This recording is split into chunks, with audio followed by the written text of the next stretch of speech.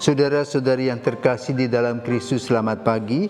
Salam jumpa lagi dalam Sabda Siap Saji Minggu 21 Juli 2024, hari Minggu biasa ke-16.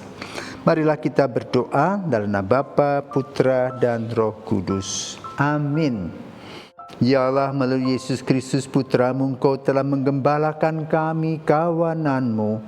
Semoga kami hidup sebagai kawanan yang selalu bersatu dan tekun mendengarkan sabda Putramu, serta melaksanakannya dalam hidup kami sehari-hari. Sedialah Tuhan dan pengantara kami yang bersama di Kau dalam persatuan Roh Kudus, hidup dan berkuasa Allah sepanjang segala masa. Amin. Tuhan bersamamu dan bersama rohmu. Inilah Injil Yesus Kristus menurut Markus. Dimuliakanlah Tuhan. Sekali peristiwa Yesus mengutus murid-muridnya mewartakan Injil. Setelah menunaikan perutusannya, mereka kembali berkumpul dengan Yesus dan memberitahukan kepadanya semua yang mereka kerjakan dan ajarkan. Lalu Yesus berkata kepada mereka, marilah kita pergi ke tempat yang sunyi, supaya kita sendirian dan beristirahatlah sejenak. Sebab memang begitu banyaknya orang datang dan pergi sehingga makan pun mereka tidak sempat. Maka pergilah mereka mengasingkan diri dengan perahu ke tempat yang sunyi. Tetapi pada waktu mereka bertolak, banyak orang melihat dan mereka mengetahui tujuannya. Dengan mengambil jalan darat, bersegeralah datang orang dari semua kota ke tempat itu. Dan mereka malah mendahului Yesus dan murid-muridnya. Ketika mendarat dan melihat jumlah orang yang begitu banyak, tergeraklah hati Yesus oleh belas kasihan kepada mereka, karena mereka seperti domba yang tidak mempunyai gembala. Lalu mulailah ia mengajarkan banyak hal kepada mereka. Demikianlah sabda Tuhan, terpujilah Kristus. Saudaraku terkasih, gereja merupakan institusi bagi persekutuan umat beriman kepada Kristus. Gereja yang saat ini sudah ada itu sudah jadi. 5 pilar yang Yesus atau Petrus Paulus katakan, ajarkan, yang menjadi satu sistematika kehidupan menggereja, diciptakan oleh mereka sebagai refleksi atas ajaran, doa, dan karya Yesus. Maka iman kita berdasarkan pada Yesus yang wafat, bangkit, dan menyelamatkan, disebut kerigma. Kalau hanya mewartakan kerigma saja, tidak berbuat apa-apa, nanti seperti Yakobus, iman tanpa perbuatan adalah mati. Maka kemudian mereka punya gagasan. Gagasan itu terdiri daripada 4 kaki meja. Diakonia, koinonia, liturgia, dan martiria.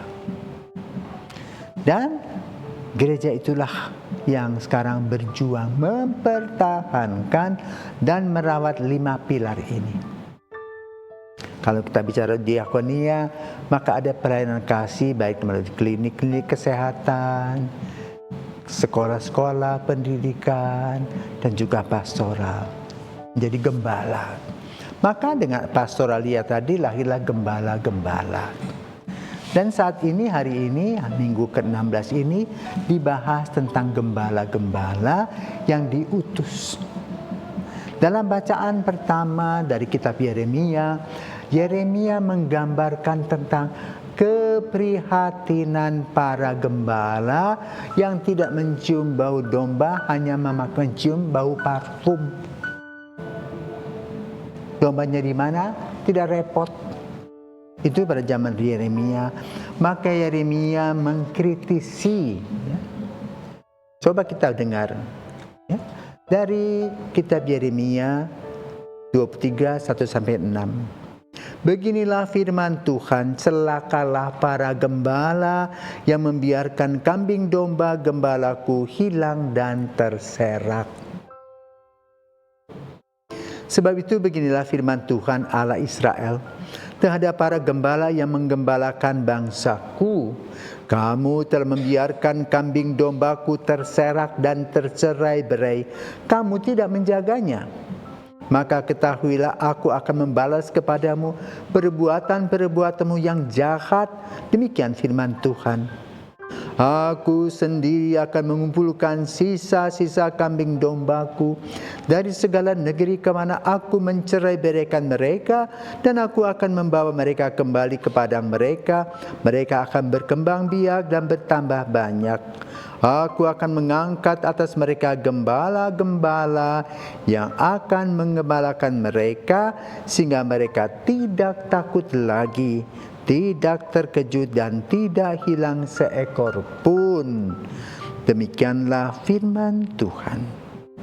Sungguh waktunya akan datang bahwa aku akan menumbuhkan tunas adil bagi Daud. Ia akan memerintah sebagai raja yang bijaksana dan akan melakukan keadilan serta kebenaran di negeri. Dalam zamannya Yehuda akan dibebaskan dan Israel akan hidup dengan tentram. Dan inilah nama yang diberikan orang kepadanya, Tuhan keadilan kita.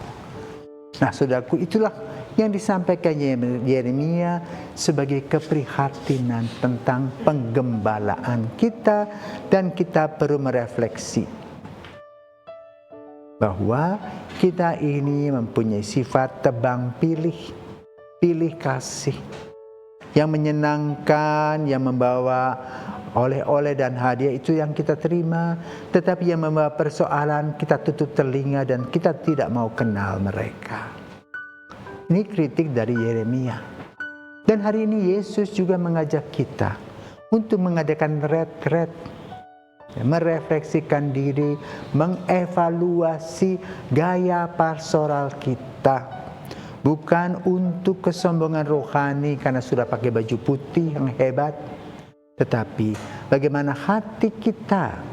Apakah ada belas kasihan seperti yang diuraikan dalam Injil pada hari ini? Walaupun Yesus sudah capek, tetapi lalu tetap memperhatikan situasi umat dan ia merasa berbelas kasih. Kenapa?